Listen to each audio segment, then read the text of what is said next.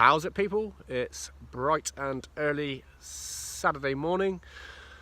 I've been putting quite a lot of thought over the last week as to whether to do this video or not.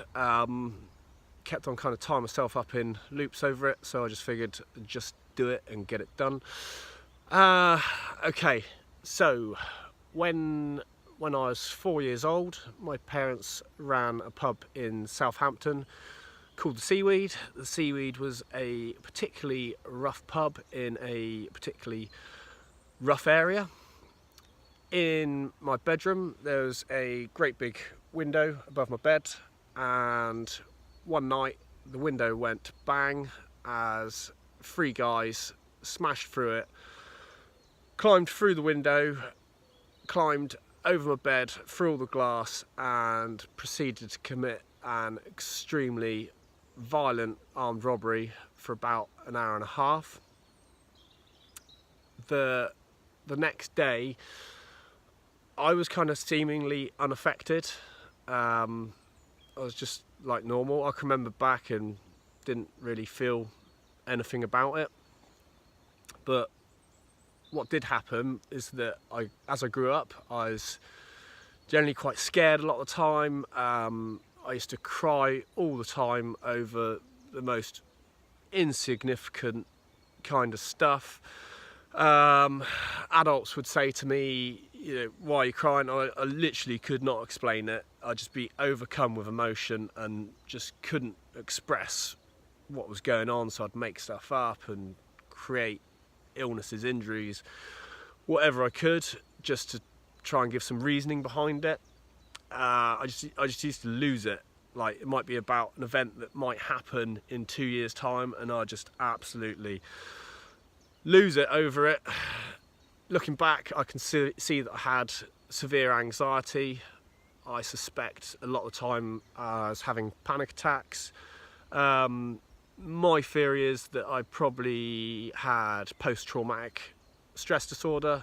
It was kind of never picked up by schools or anything like that. But to be honest, it was the 80s and 90s, and people kind of just got on with stuff a bit more back then.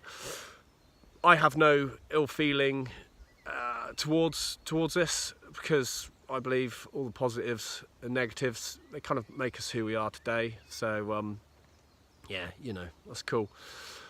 Okay, so today life for me is pretty hectic. I generally start at about 6 in the morning, fairly non-stop till 10 or 11 at night. This is my choice. Life is about choices. I choose to try and do a lot of different stuff. But at Christmas, I made a promise to myself that I was going to get back boxing. I set myself the goal of rattling out a few competitions this year, just so I can look back later in life and not have any regrets. So in January, my trainer Matt, who's phenomenal, he said, right, I've got your fight booked for 13th April in Bristol. Happy days, loads of run up. Having a big run up is kind of a blessing and a curse. It's good physically because you have loads of time to train and prepare. Mentally, I find it can be quite challenging. It's kind of like a personal battle. It's self-doubt, all the negative things that people can do can kind of tick away at you over time. The actual time in the ring is like 8 to 10 minutes, and it's kind of not about that. Like, I could put that in there with an analogy of, say, jumping out of an airplane. Once the door's open, you're out the door, you're out, it's happening, you're falling, you just deal with it. But it's the build-up time toward it. So if you're jumping out of an aeroplane, it's when you've got a 15-minute call, it's when you get on the plane, it's when the plane starts. That's where all the anxiety and all the rest of it builds. Same with boxing, any sort of competitive sport really. You got the build up to it. I know some phenomenally talented athletes who don't compete because they don't like the pressure, and that's fair enough, because it doesn't make them any less talented. There's a lot of surfers who don't compete just because they're not into that. They just do it for the love of it, which is totally cool, you know. But with boxing, you have the peak is kind of the walkout where you have the music going and stuff. So I use a method that's it's actually an NLP method. I'm not an expert in NLP. If you're interested, let me know. I'll put you in touch with my old mate Matt John. He's like Mr. NLP, super experienced. But they use this method called anchoring. So anchoring essentially is attaching a mood or a feeling to an action. So they'll quite often do that, just pressing your finger, and there's a process obviously that they go through to do it. But you can attach, say, the feeling of like happiness to that. So every time you do that, you're like, oh, I'm happy. Super cool. Works really well, really good. Anchoring also works with music.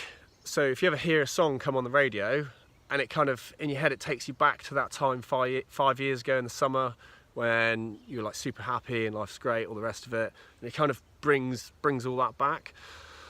So that's what I do with my walk-on music. So I'll listen to the same song over and over again, and I'll use a lot of visualization. I'll anchor the feelings of confidence, of tenacity, of focus, of relentlessness, all these types of things.